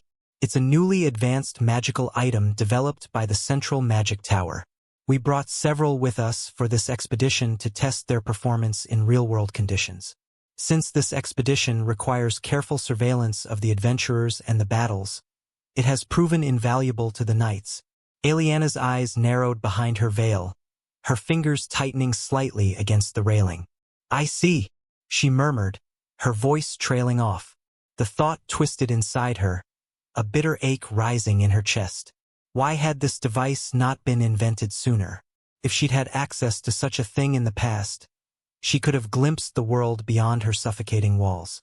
She could have seen beauty, danger, and life itself without being trapped in her room. Perhaps she wouldn't have felt so isolated, so forgotten. But Eliana shook the thought away, unwilling to let herself spiral into despair. There was no point in dwelling on what could have been. This was her chance to seize what little freedom she could, and she wasn't going to waste it. Then let us use it, she said firmly, her tone leaving no room for argument. Send someone immediately. I want to know who they are. Madalena inclined her head in acknowledgement. As you wish, my lady. I will arrange it at once. She turned to one of the attendants standing nearby, a young woman with steady hands and a calm demeanor. The attendant stepped forward, bowing deeply before awaiting her instructions. You are to approach the 4th station, Madalena instructed. Identify the swordsman and the mage of interest and engage them briefly if possible. You will wear the viewing device during this task. She handed the attendant a small, circular artifact glowing faintly with magical energy. This will allow Lady Eliana to observe your perspective. The attendant nodded solemnly, securing the artifact against her chest with practiced ease. Understood, Mistress Madalena. Madalena turned back to Eliana, her gaze steady. It will take some time for her to reach the 4th station and complete her task. You will be able to observe everything she sees through the device. Eliana inclined her head, her heart beating faster with a mix of anticipation and curiosity. Thank you, Madalena. Make sure she moves quickly. I don't want to miss anything. The attendant bowed once more and departed, her steps quick and purposeful as she made her way toward the smaller vessel that would carry her to the 4th station. As she disappeared from sight, Eliana turned her gaze back to the horizon, her thoughts swirling with a strange mix of excitement and unease. Cedric drew his blade with a sharp, metallic hiss, the sound resonating in the charged silence. The weight of the sword in his hand was a familiar comfort, a testament to years of rigorous training and discipline. Across from him, Luca stood with that same infuriating smirk, his hands casually at his sides, no weapon in sight. He doesn't even bother to arm himself. Does he think so little of me? Cedric's eyes narrowed as he assessed his opponent. Fine. He'll regret underestimating me. The two stood before each other, the air thick with tension. Cedric couldn't help but recall his lineage and training. As a former knight candidate of the prestigious Valoria dukedom, the strongest house in the Loria Empire, he had honed his skills to perfection. His father, one of the most esteemed knights, had personally overseen his training. I've been forged by the best. My swordsmanship is second to none among my peers. This upstart won't stand a chance. Cedric shifted into a ready stance, his feet planted firmly, sword poised to strike. Draw your weapon, he commanded, his voice cold and authoritative. Luca shook his head. Then his hand casually moved to the long estoc hanging at his waist, his movements unhurried, almost lackadaisical. Cedric's eyes followed the motion, his grip tightening on his own blade. Be careful, Luca said, his voice light, almost teasing. The moment the estoc left its scabbard, the air around Luca shifted. The easygoing smirk faded, replaced by a glint in his eyes, a sharp, predatory focus that sent a chill down Cedric's spine. What? What is this? Cedric felt it immediately. An invisible weight pressing down on him, as though the very air had grown heavy with Luca's presence. It wasn't mana, it wasn't anything Cedric could identify. Yet it coiled around him, insidious and unrelenting.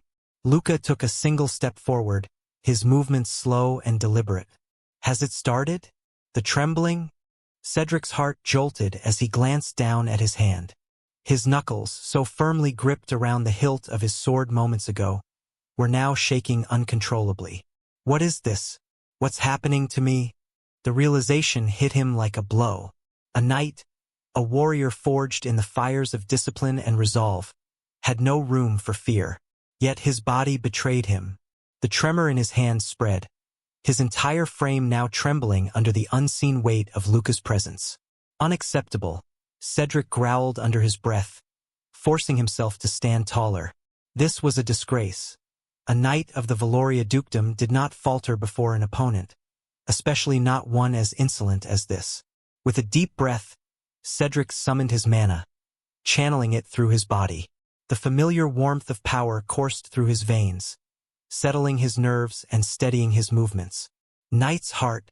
It was a foundational technique, taught to knights at a young age to steel their minds and fortify their bodies against external forces. As the mana surged, Cedric felt his strength returning, his control reasserting itself. This insolent fool, he must have used some underhanded trick. That's the only explanation. Cedric's eyes snapped to Luca, who stood calmly, his estoc held lightly in one hand. The faintest smirk began to reappear on Luca's lips, as though he were silently mocking Cedric's recovery. Rage flared within Cedric. He would not allow himself to be toyed with. Enough games! Cedric bellowed, mana flaring around him as he launched forward, his blade drawn in a powerful arc. The ground beneath his feet cracked slightly as he surged ahead, his years of training in perfect harmony with his mana-fueled speed. I will end this with one strike. Blade of Eastern Guardian. Shattering End. Chapter 379, Sheathed Blades. Cedric surged forward, his blade gleaming with a faint blue aura as mana coursed through it.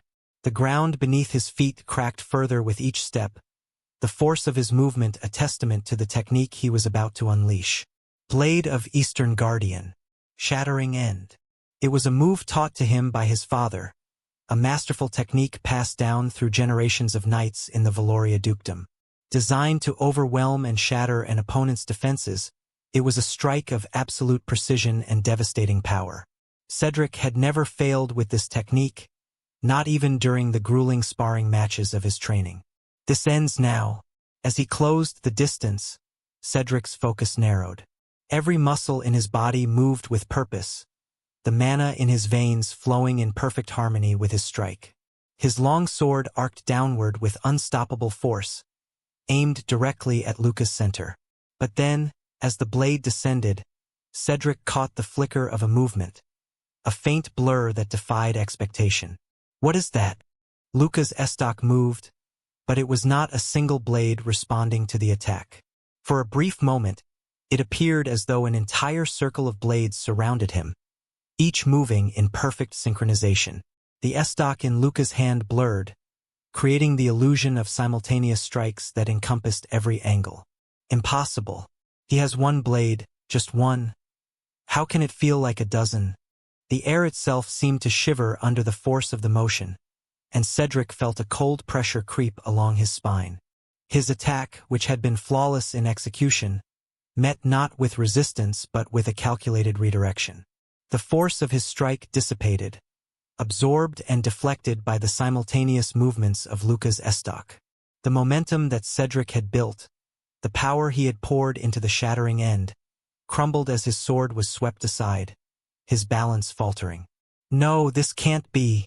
Luca's eyes, now sharp and predatory, locked onto Cedric's. The casual smirk had been replaced with something far more dangerous. A calm, focused intensity that radiated confidence. Swoosh! Cedric's instincts screamed at him, and he reacted instantly, raising his blade into a defensive motion. Steel veil guard.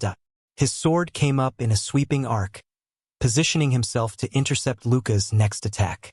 The technique was one of the most versatile defensive maneuvers he knew, designed to redirect successive strikes with minimal movement while maintaining balance. But then he heard it. Shallow. Luca's voice was soft, almost dismissive, but it carried a weight that made Cedric's pulse quicken. The estoc moved. Luca's first strike came in low, aiming for Cedric's left side. Cedric adjusted his stance, pivoting slightly and angling his blade downward to deflect the thrust. The estoc slid harmlessly past, its trajectory redirected with precision. The second strike was immediate, a high thrust that aimed for Cedric's right shoulder. He twisted, stepping back with his left foot while raising his sword to meet the attack. The clash of steel rang out as Cedric successfully parried again, though the sheer speed of the exchange forced him to adjust rapidly. But then came the third. Luca shifted his weight subtly, his right foot sliding forward in a fluid, almost imperceptible motion. His body leaned slightly, creating an illusion of imbalance, an intentional feint designed to mislead. Cedric, already strained from the rapid exchanges, instinctively moved to counter what he thought would be a straightforward thrust to his midsection. Instead, Luca rotated his wrist mid-strike, his estoc veering off its apparent path. The blade darted upward at an unexpected angle, targeting Cedric's sword arm. Cedric swung to deflect, but the force of his counter was too hard, too committed. No! The impact threw Cedric's balance off. His stance faltered, his feet skidding slightly as he overextended to compensate. Luca's movement capitalized on the error immediately. With a swift pivot, Luca turned his body, his left foot planting firmly behind him for stability. He spun with perfect control, bringing the estoc around in a diagonal sweep that Cedric couldn't fully track. Cedric raised his sword in desperation, attempting to block, but the angle was all wrong. Luca's blade slipped past his guard, grazing his side with a sharp, stinging precision that left him gasping. Luca didn't stop. In a seamless continuation of his motion, Luca stepped inward, closing the gap between them. His free hand pressed lightly against Cedric's wrist, forcing the larger man's blade out of position. The estoc came to rest just beneath Cedric's chin, the sharp tip grazing the skin of his neck. Cedric froze, his breath caught in his throat. The faint sting was accompanied by a warm trickle of blood sliding down his collar, and he froze, his mind racing. Luca leaned in, his movements unhurried and deliberate. Cedric could feel the man's breath ghosting over his ear, and his voice followed, a low, chilling whisper that seemed to cut deeper than the blade itself. "What was it again?" Luca murmured, his tone laced with mockery and menace. Before Cedric could respond, Luca applied the slightest pressure with the estoc, the blade biting a fraction deeper into his neck.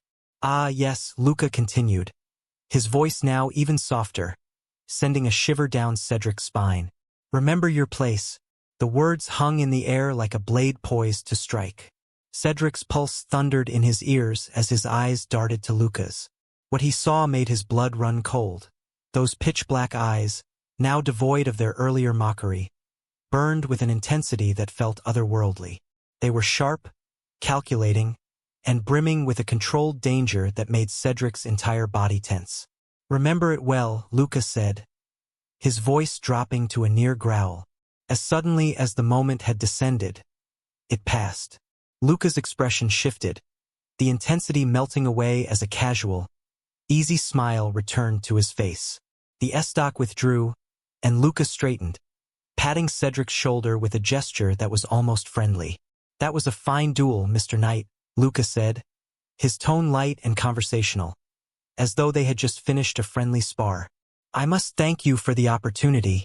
Luca stepped back, sheathing his estoc with a smooth motion.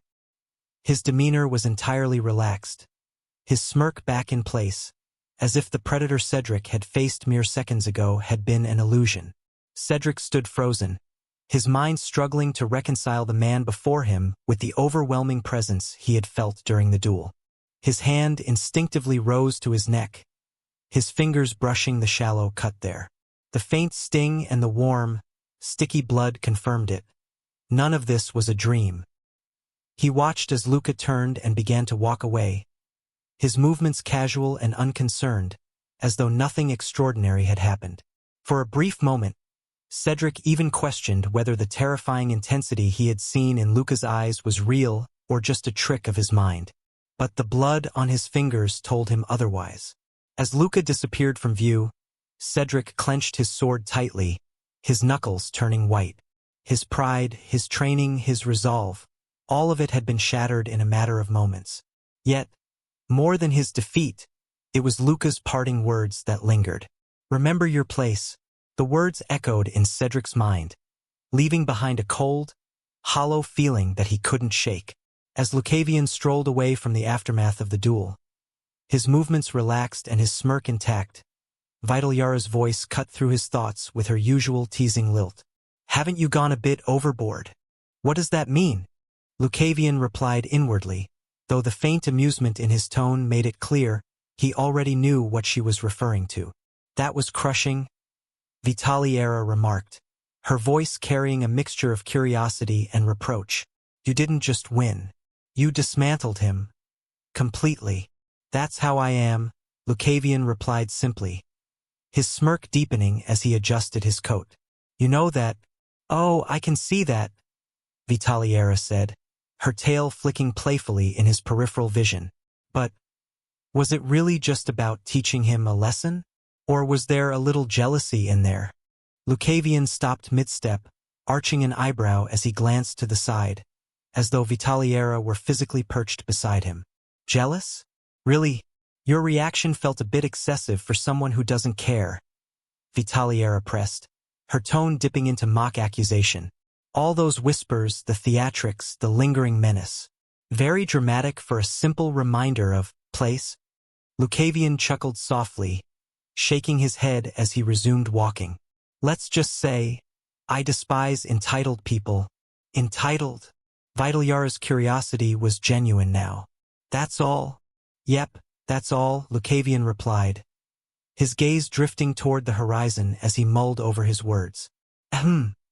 But then, just as the two were about to think more, Lucavion's stride faltered slightly as a voice called out behind him. "Mr. Luca." The tone was polite yet firm, carrying the air of someone accustomed to decorum. He turned his head, his dark eyes narrowing slightly as he regarded the source. A young woman approached, her posture upright and her expression calm but purposeful. Her attire was immaculate, a dark, neatly tailored uniform adorned with subtle embroidery, distinctive but understated enough to signify her as someone's attendant. An attendant? Lucavion thought, his smirk softening into a faint curve of curiosity. Interesting. The woman came to a stop a respectful distance away, her hands folded neatly in front of her. Her gaze met his briefly before she dipped her head in a formal nod. "Mr. Luca," she repeated, her voice steady. "May I have a moment of your time?" "Ah." Then he understood what was going on. Heh. Chapter 380, Sheathed Blades. 2. Eliana's gaze remained fixed on the figure of the swordsman, Luca, even as the tension in the air began to settle. The duel had been swift, brutally so.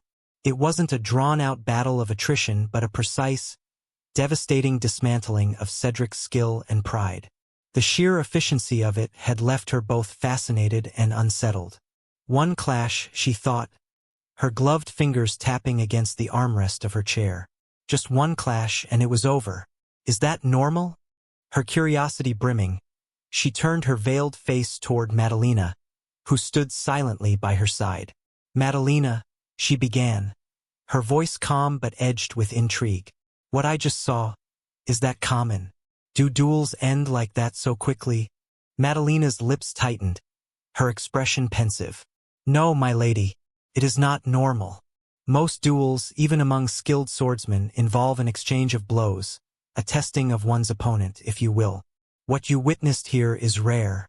Eliana's fingers stilled, her interest piqued further. "Why? Is it because Cedric wasn't skilled enough?" Madalena hesitated, her gaze flickering toward the magical projection that continued to display the aftermath of the duel. I don't know much about that night, but you have seen his performance. He was not bad in terms of fighting. It was just that his opponent was different. What that adventurer named Luca displayed. She trailed off, her brow furrowing. It was more than skill. It was dominance. He didn't just defeat Cedric. He dismantled his every move with precision. Eliana's lips pressed into a thin line beneath her veil. Dominance, she repeated inwardly, her thoughts swirling. Can one even be that dominant? What does that even mean? Her gaze drifted back to the projection, where her attendant was now approaching Luca. The timing of her arrival had been impeccable, just as the duel concluded, allowing Eliana to witness the entire exchange. Madalena, she said softly, her voice carrying a note of satisfaction. I chose well. This was worth watching. Madalena glanced at her, her expression measured. Indeed, my lady. Just then they heard the sound. Mr. Luca. The attendant reached the group surrounding Luca, her posture upright and demeanor calm as she stepped forward. Despite her simple attire, her bearing exuded the quiet authority of someone representing the Thaddeus Duchy. She stopped a respectful distance from the swordsman and inclined her head slightly. May I have a moment of your time? She began, her voice measured and polite. I am Syria, a representative from the Thaddeus Duchy. If possible, I have some questions to ask regarding your recent performance. Luca turned, his dark eyes catching the light as they flicked to Syria. A faint glint of something unspoken. Curiosity, mischief, or perhaps both, shimmered in his gaze. For a brief moment, it felt as though he wasn't just looking at Syria but through her, as if he could sense something more. On the distant ship, Eliana stiffened in her seat, her gloved hand tightening around the armrest. Through the magical projection, she saw the faint glint in Luca's eyes, and a strange unease crept over her. Madalena, she murmured, her voice low but tinged with concern. Is it just me? Or does it feel like he's looking directly at me? Madalena tilted her head slightly, her expression calm as she replied, That would be impossible, my lady. This magical device is a new development, and it's highly unlikely an adventurer such as him would know of its existence, let alone perceive it. Eliana nodded slowly, though the unease remained. Her gaze returned to the projection, her focus sharp as she watched the interaction unfold. Luca's smirk deepened, his expression casual as he regarded Syria. Thaddeus Duchy, you say? A pleasure to meet you, Syria of the illustrious duchy. His tone was light, almost playful, as he inclined his head in a mockery of a formal bow. To what do I owe the honor? Syria's eyes narrowed slightly, though her polite demeanor didn't falter. Your combat prowess during the battle and the duel was remarkable. Mr. Luca, she began, her voice smooth and measured. It's rare to see such precision and power in someone among the ranks of adventurers. You stood out. Luca tilted his head slightly, the ever-present smirk on his lips deepening. Why, thank you. I do try my best to make an impression. Syria's fingers twitched subtly at her sides, the only indication of her growing frustration. It wasn't merely an impression, she pressed, her tone still polite but firmer now. Your techniques are unorthodox yet highly refined. Most adventurers rely on brute force or basic tactics, but you seem to wield a style that is, shall we say, distinct. Distinct? Luca repeated, pretending to mull over the word as he tapped his chin thoughtfully. I suppose that's one way to put it. I've always been a fan of standing out in a crowd, you know. Life's too short to be boring. Syria's smile tightened, and she leaned forward slightly. Indeed, but such refinement suggests formal training, perhaps even tutelage under a renowned master. Would that be correct, Mr. Luca? Luca's eyes sparkled with mischief as he waved a hand dismissively. Oh, I wouldn't go that far. I've had my share of teachers, but most of what you saw was self-taught. Improvisation, you might say. I'm a quick learner. Eliana's gloved fingers gripped the armrest tightly as she watched the exchange unfold. Is he serious? She muttered under her breath, her irritation bubbling to the surface. He's dodging every question. Madalena, standing beside her, maintained her composure but allowed herself a faint sigh. It would seem so, my lady. Syria pressed on, undeterred. Improvisation alone rarely achieves such mastery, she said smoothly, particularly in combat techniques that exhibit such precision. It's as if you've honed your craft through years of dedicated practice. Surely, that's not something one picks up casually. Luca's smirk didn't waver. Years of practice? Oh, absolutely. It's amazing what you can learn when you're motivated. He leaned in slightly, his tone dropping into something almost conspiratorial. Would you believe I once trained with a troupe of performers? Their tricks were inspiring. Syria blinked, caught off guard by the sudden shift in tone. Performers? She echoed, her voice betraying a hint of disbelief. Indeed, Luca said, nodding sagely. They had this amazing act where they balanced swords on their noses while juggling fire. I might have picked up a thing or two from them. His grin widened as he added, though I must admit, I never quite mastered the juggling part. On the distant ship, Eliana's forehead twitched with annoyance.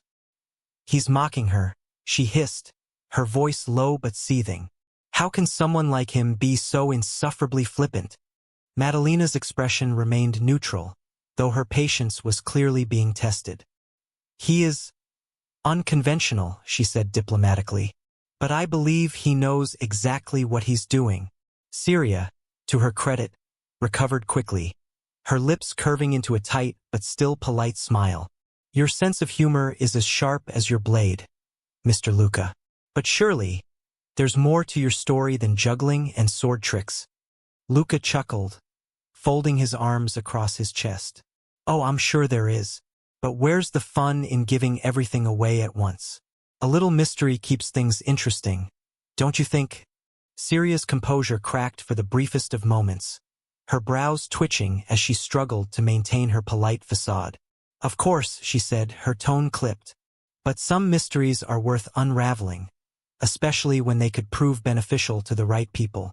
Luca's smirk softened, his gaze briefly flicking to the projection device Syria carried. A movement subtle enough that Eliana wouldn't have noticed had she not been watching so closely. Ah, he said, his tone almost playful. I suppose it depends on who's asking, doesn't it? Eliana's breath caught as she once again felt that strange sensation, as though his words were aimed not just at Syria but at her as well. It made her stomach twist, her irritation mingling with unease. Syria, unaware of the tension on the distant ship, inclined her head slightly. The Thaddeus Duchy values skill and talent, Mr. Luca. Perhaps there's a place for someone like you among us. Luca's dark eyes shifted slightly, his smirk never faltering. As Syria spoke, they seemed to linger, not on her, but somewhere beyond. A subtle, fleeting glance that made Eliana's chest tighten beneath her layers of fabric. It was as though he were looking through the magical projection directly at her. The Thaddeus Duchy, Luca said, his tone still light, but there was an edge to his words now, a faint undercurrent of something sharper. Quite the prestigious name. It's always nice to know when one's actions catch the attention of watchful eyes. Eliana's breath hitched, her fingers curling tightly around the edge of her armrest. For a moment, it felt as though he was speaking directly to her, his voice carrying an unnerving weight that sent a chill down her spine. On the ship, Madalena noticed her lady's unease. My lady? She asked softly, her brow furrowing with concern. Did you hear that? Eliana whispered, her voice low and laced with tension. That tone. Did he? She trailed off, her words tangling with her rising discomfort. Madalena followed Eliana's gaze to the projection, her expression calm but thoughtful. It's unlikely, my lady, she replied evenly. The magical device is cutting-edge technology, developed to remain undetectable. He couldn't possibly know. Luca's smirk widened slightly, his gaze snapping back to Syria as if nothing had happened. But alas, he continued, his voice returning to its carefree lilt, I must decline your generous offer.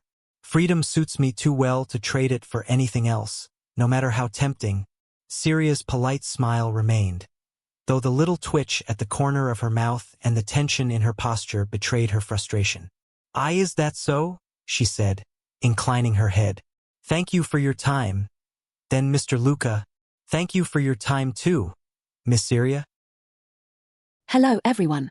We now have a Discord server. Join us for faster updates, discussions about your favorite novels, and exclusive Discord-only content. Don't miss out. See you there. Scan the QR code on the screen or enter any of the displayed links into your browser to join our Discord.